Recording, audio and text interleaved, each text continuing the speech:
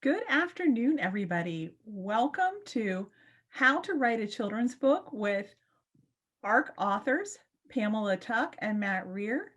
Everybody has a story inside them, and we're really excited about helping you find yours. We know that state leads in supporting districts all have a love of literacy, and we're looking forward to a great conversation this afternoon. After this meeting, there'll be a survey that'll allow you to provide your information to follow up with your story ideas and also to receive some great diverse books in your own inbox at your house.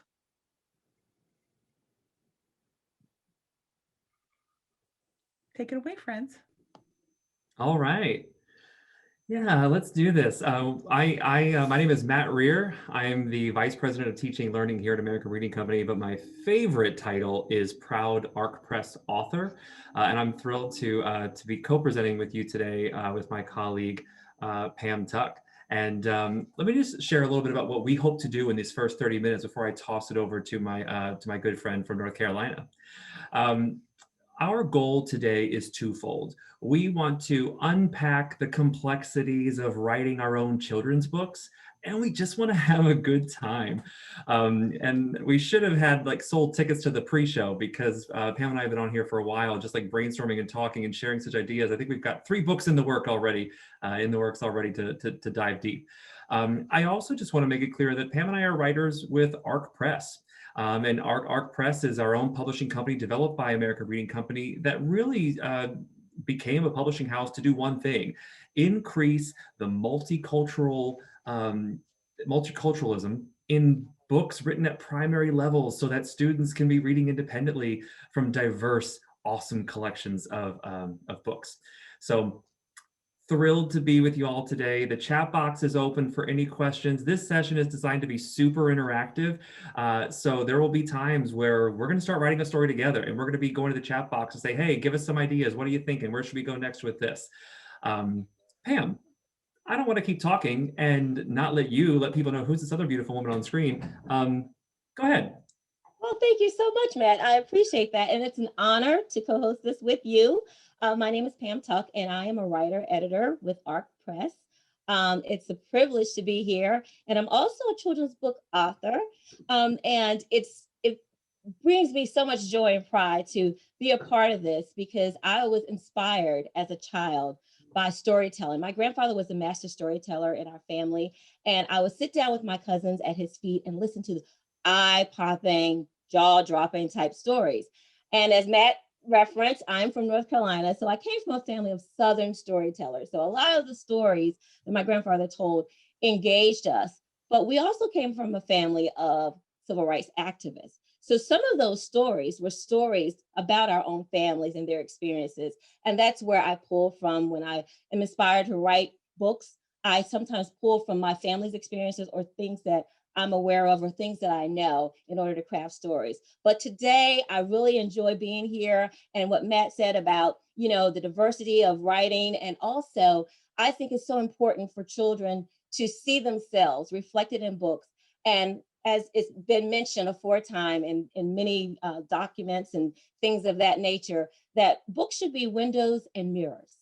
A child should be able to see themselves reflected in the story or be a window for them to learn more about characters or people who are not like them, who are different.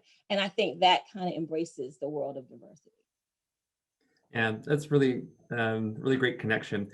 A couple of years ago, I was given a piece of advice from Isabel Campoy. She was in our office and I was showing her a book that I was writing. And she looked at me, she grabbed my face back when we could touch people's faces. And then she said, Matt, write what you know. And that really, those very few words speaks volumes. When we're writing informational text, there's so much research that goes into that. But today we're going to really focus on like, how do I write a narrative story? Everyone has stories they want to tell. Like Pam, I grew up in the South as well. I'm a kid from New Orleans and storytellers, it's in my blood. And how do we get that story on paper in a way that people want to read it and in a way that's just truly authentic? And you write what you know. So Pam and I thought it'd be kind of fun in this intro section to maybe share a little bit about some of the stories that we've written that allow you to have an insight into who we are as as human beings. So the story that I wanted to share, one of the stories that I wrote, is actually called "Could a Tiger Be My Pet?" From the standpoint of write what you know, this book, whether you know me or not, is teaching you about me and my family and what's important to us. Not only does it reference some of my favorite authors, Shel Silverstein, Chris Van Dusen, who write in poetic form, where you can go from page to page and just be immersed in poetry and the rhyme and the song of it. But you also meet a bunch of different animals. Animals has always been something very deep in my family. So when you meet the giraffes, like nobody knows this, but my sister knows that's for her. When you meet the blue whale, no one knows this, but that's me. You go further in the story, you meet the hummingbird, that's my mom. And I guess the real fun part at the very end of the book, if you get all the way there, is you actually meet my dog. If I can show you a picture of Tango, that's my dog. Animals have always been a passion of mine. Poetry has always been a passion of mine. Picture books has always been a passion of mine. And so this book was a passion project because ultimately it's a topic that I know about and was really passionate to share. Pam, why don't you go ahead and give us a little bit of write what you know? All right, well, I'll do that. Piggybacking back off what you said, and also the fact that I grew up in a family of civil rights activists. I grew up hearing these stories, and one of the stories that stood out in my mind, once I decided that I wanted to be a children's book author, I revisited those sources. And my dad's story was the story that I wanted to write. And I heard the story growing up, but when I wanted to write his story and actually put that experience on paper, I interviewed my dad, not as his daughter, but as a writer. And I listened to his fears. I listened to his determination. I listened to the essence of his purpose. And I wrote his story as he spoke without trying to interrupt him. If I had any questions, I would go back. But I wrote the story while listening to the character so I could try to present that character on the page. Now, being a teenager during the civil rights movement is a big story. So, and I'm writing a children's book, which is generally 32 pages, 40 pages. So at first I was like, this is too complicated to make into a children's book. But then I decided, well, what I'll do, I'll focus on one aspect or one event in his story. And what helped me with that was using another book for a model. And so I used a book called 16 Years and 16 Seconds. I picked that book because one, it had already won the award that I was going up for. And two, the book was also about overcoming obstacles. The character was put into a similar situation as my dad during the civil rights movement. Well, not necessarily the civil rights movement, but during a time of racial discrimination, I should say. And so I used that book as a model to know how to angle my dad's story. So there are about 4 things that I hit on before I started writing my dad's story. He was a typist. He worked in the school library. He worked in the tobacco field. Now you're probably wondering, well, how does the tobacco field play into civil rights movement? And the way I used that was that I used his experience working in the tobacco field and being tired from the day's work. But that didn't stop him from practicing his typing as a way to build his character, to show you how determined he was. No matter how tired he was, he still wanted to excel in his skill. And the 4th thing that I used was a civil rights leader in our time, in his time period, that most people don't know about, named Golden Franks. He was very important during that time in Greenville, North Carolina, because he organized marches and sit-ins and protests for whoever complained about not being treated fairly. So those were 4 different elements from my dad's story that I had to work with. And I used that as hitting plot points along the way. So when I crafted his story, I made sure that I brought in those elements, and it kept me focused, really, so I wouldn't go off on a tangent like I can do. And using that as a model, the book 16 Years and 16 Seconds as a model, and knowing my dad's story, I was able to craft it, write a story that has been shared with me through time, and now I can share his story with generations, across generations. That's awesome. Yeah, and I have been very fortunate to have read the book. I've been fortunate to have seen the book read to me via YouTube. And it is a book that I look forward to eventually reading with my child or children when that Oh, happens. well, thank you.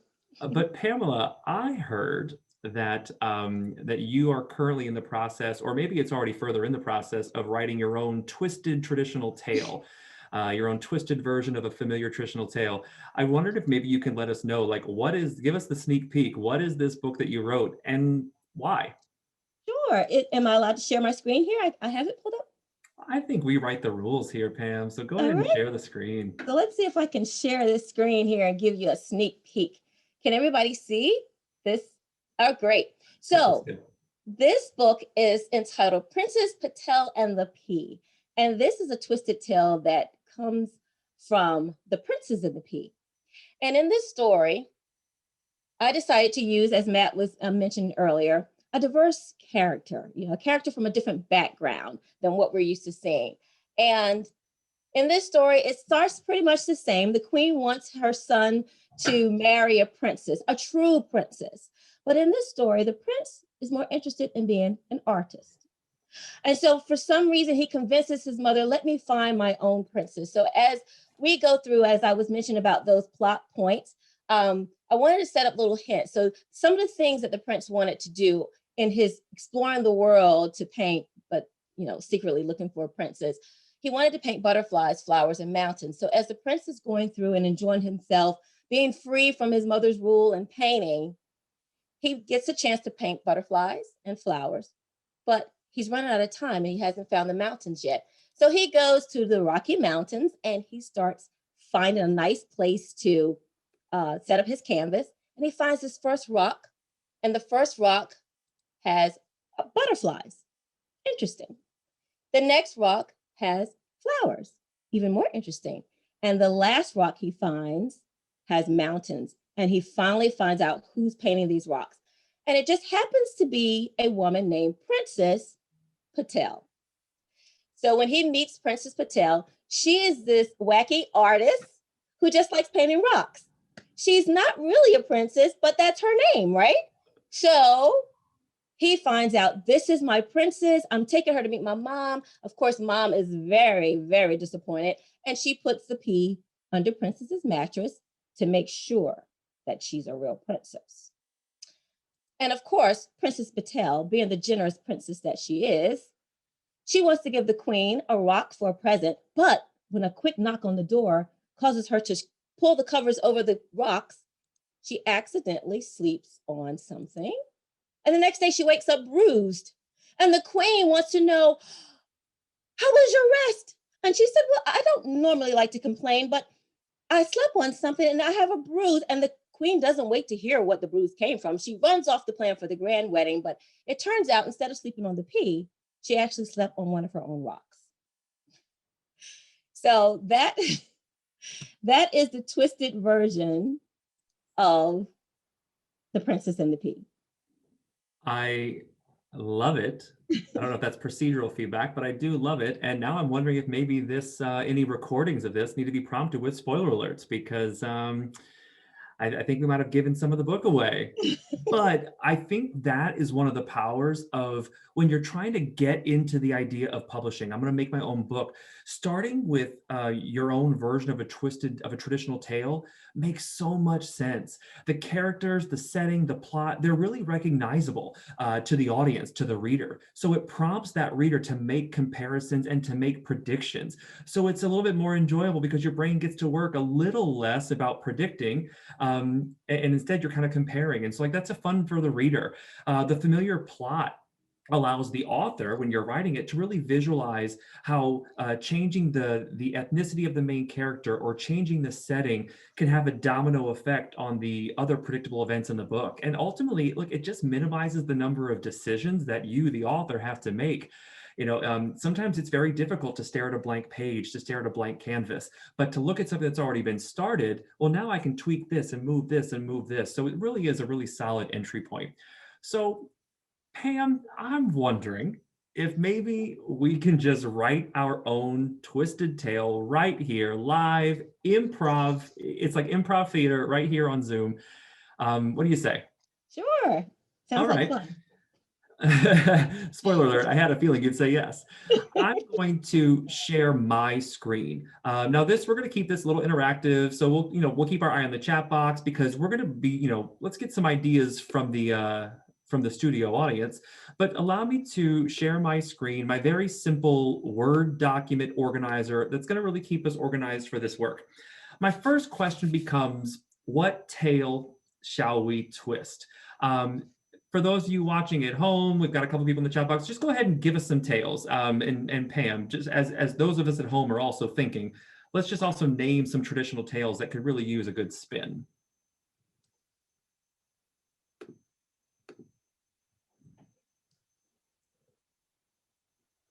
Going to test my multitasking abilities here. Or Pam, if you're able to see the chat box, can you just go ahead and elevate what's happening in there? Sure. I see Rumpelstiltskin, Jack and the Beanstalk, Three Pigs. Oh, I'm talking too fast. I'm sorry. Well, it's just testing my ability to be able to spell Rumpelstiltskin. Yeah. Beauty and the Beast. Oh, I had a feeling that was happening. Elves and the Shoemaker.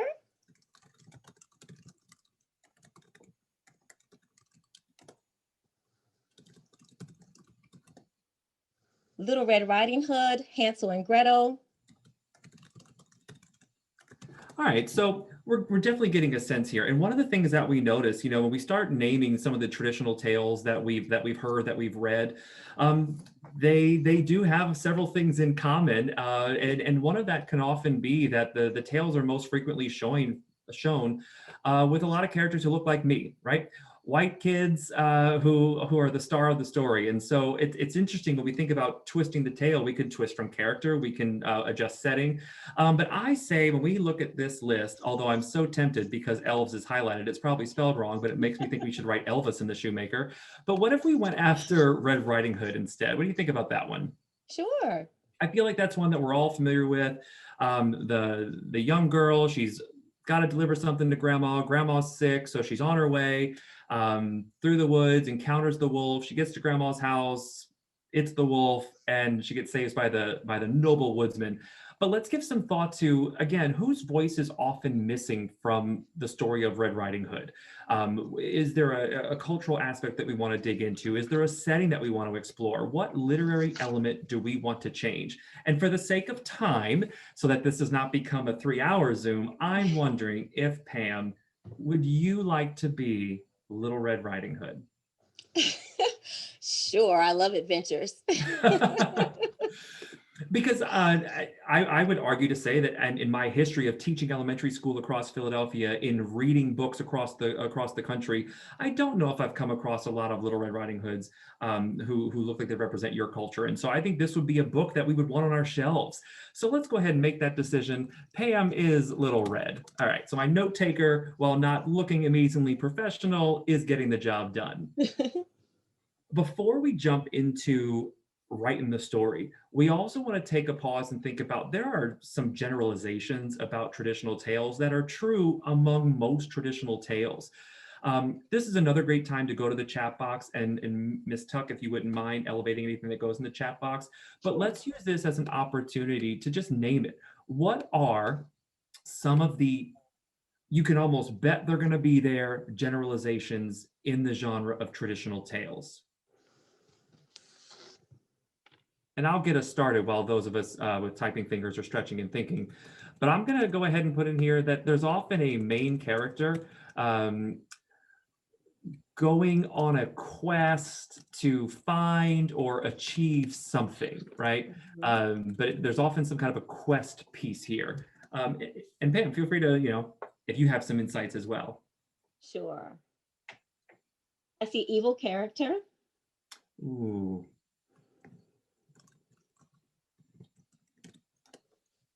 I'm going to write that there's typically some element of magic or just like not of this world. Like it's a kind of it's a story that can happen in a place we recognize, but then there's a magic bean, or there's the fairy godmother, or there's the animal that talks, but there's some element of magic that often appears in a traditional tale.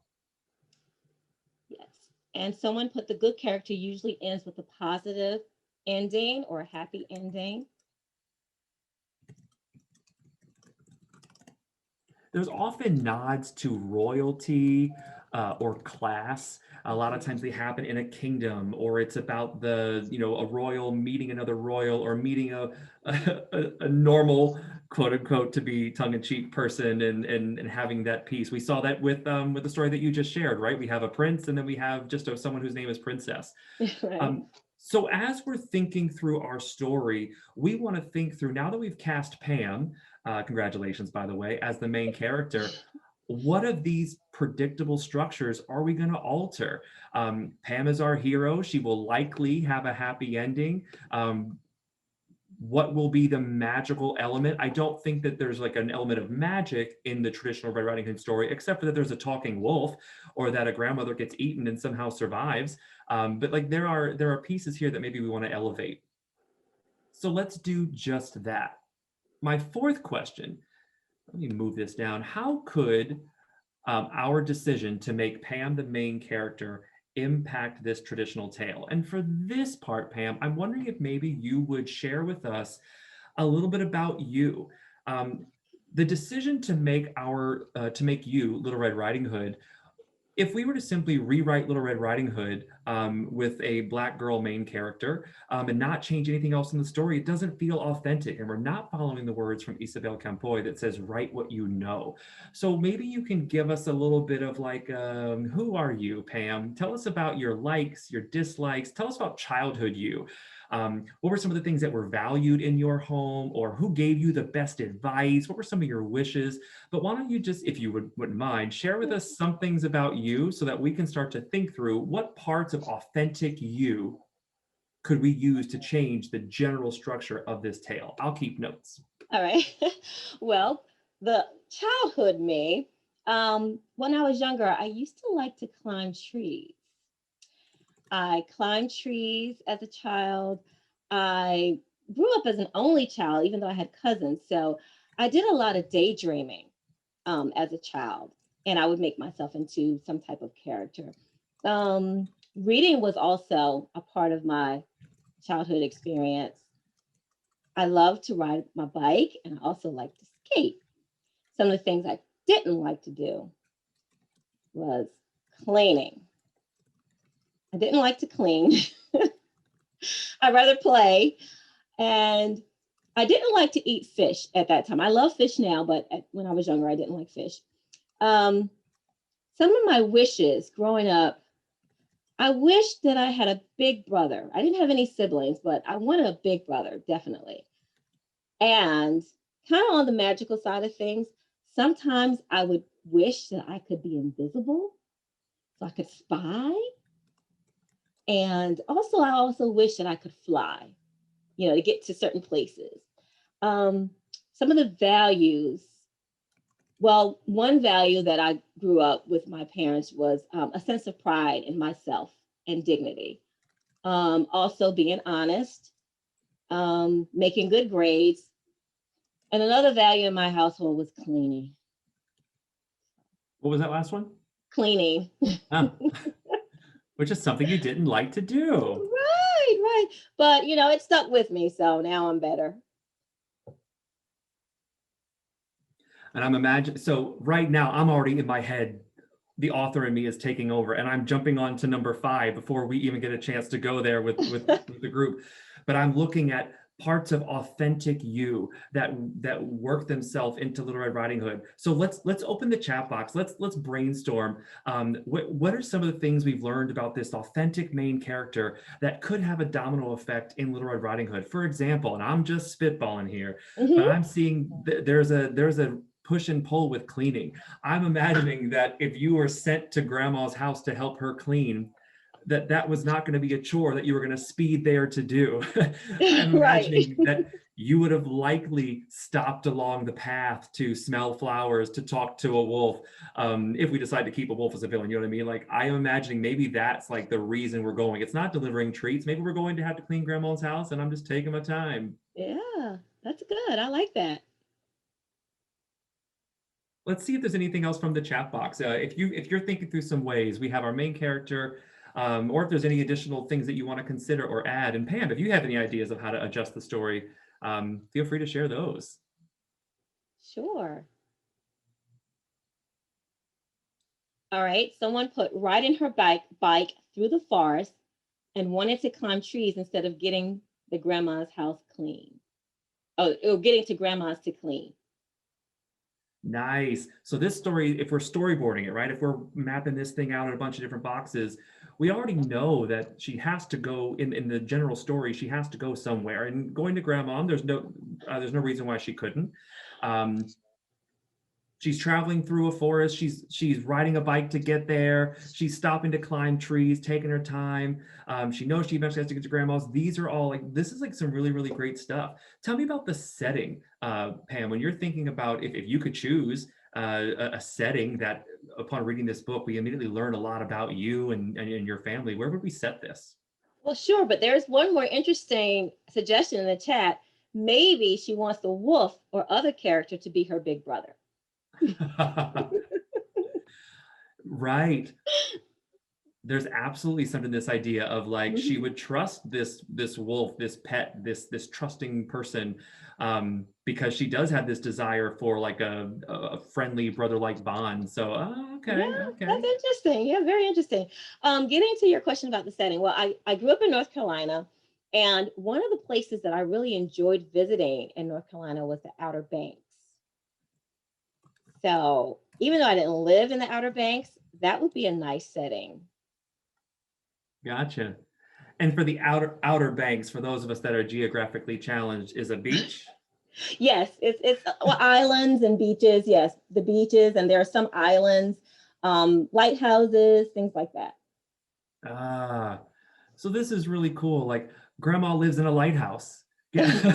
Grandma lives in a lighthouse. You have to bike to get there. You're stopping to climb trees. There's this wolf-like character, and we can decide if we want the wolf to truly be the piece of magic here, or if it's an individual who says, I'm your long lost brother, or it's someone who says, I'm a fortune teller and I know of where your brother is. But maybe there is that, like, because we know she wants that, like that would be definitely something that she would believe, someone who could get her closer to that goal. Right. I'm telling you what, I kind of want to just elongate this thing and write this book. But I just have a thought. Yes. And I'm not even sure if this is accurate, but it doesn't have to be because it's twisted, right? Hey. If it's a beach, what about there's a dolphin or a shark who wants to lead her along the way or enchants her, a dolphin, and kind of wants to get there faster because she's wasted time. And they invite her to ride. They would take her there. I don't know. It's like things are just popping up in my mind. I'm not sure if that would work, but that's the element. You know what?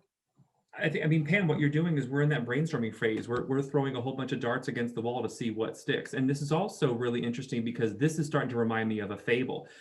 There's a fable where there's an animal that's trying to get across a pond, and I think the fox is like, oh, you can ride on my back and I'll swim you across. But then the fox ends up just like being the trickster and, eating the animal. And I'm probably butchering that fable, but it's a reminder of like when stories start to sound like other stories, it's a moment to stop and take some stock. Are we confusing too? Is this going to take a reader into a different story? But I love the idea of just putting some things out there. And as we can see, because we had a structure, it's really easy to start thinking through how we can make some modifications. The last thing I really want us to think through, and it's my final question for like, all right, I've got my structure, I've got my element that we're going to change, I've got a lot of the authentic pieces that we're going to add to this story. How do I make it a page turner? How do I truly write with a voice and engaging word choice, when so far the story that we've gotten, we really focus on this journey. So the first set of words I might write is, little red rode her bike through the sand. She stopped to climb trees, but she eventually got to grandma's lighthouse. This is what we would often see as in a first attempt, in a sketch out. But Pam, you shared something with me last week that I just think is brilliant when we're thinking about how do we write with voice and better word choice. If this is my first go, just these simple 2 sentences, would you offer me some insight on how I can make this truly into a page turner? Sure. Well, some of the things that I've learned in writing and reading um, is adding sensory details. If we add the 5 senses, and sometimes you can't apply all 5 senses to a particular sentence or scene, but if you can add as many sensory details to a scene, it kind of brings that scene out. It puts the reader there and it adds more details to the writing. So if we wanted to apply, let's just say, seeing, what did Little Red see on her ride through this, to Grandma's lighthouse?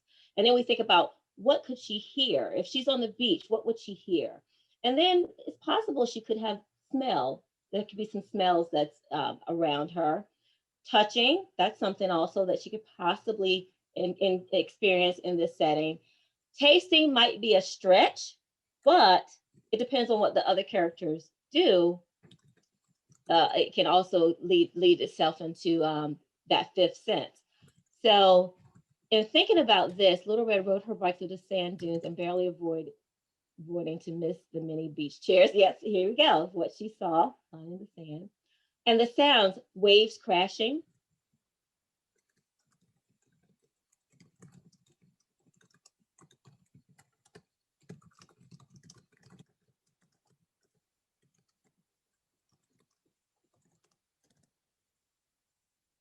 Not too bad for draft one. Oh, no. But it's really helpful to start thinking through in that moment, what do I hear and what I see, to move to the next plot point. And it definitely makes it more visual. This is really exciting. I'm so glad that we got a chance to do this together. I think that for those of us that are playing along at home, and for those of us that are watching this recording, I hope it inspires you to try your own. And I hope I don't get in trouble for saying this, but a couple of years ago, I actually started writing my own twisted version of Rapunzel, where the main character is a guy who's obsessed with his hair. And I don't know where that comes from, but I do have like a very paper copy of it here. We can't send it to you. You can't look at it. You can't read it on any of our platforms because it hasn't been finished. But it is one of those things where it's such a passion project, and I took a very similar journey to writing this very book. But I appreciate, Pam, for you working side by side with me. I have a feeling that you and I are going to get together again to try to actually write this story. But for all of you at home, if you're trying something out, I hope you feel comfortable sending it in. Let us read it. Reach out to us, and let's see if we can get you to be a published children's book author. I think it's harder than it seems, but it's absolutely more enjoyable than it seems. And we just appreciate you being here today.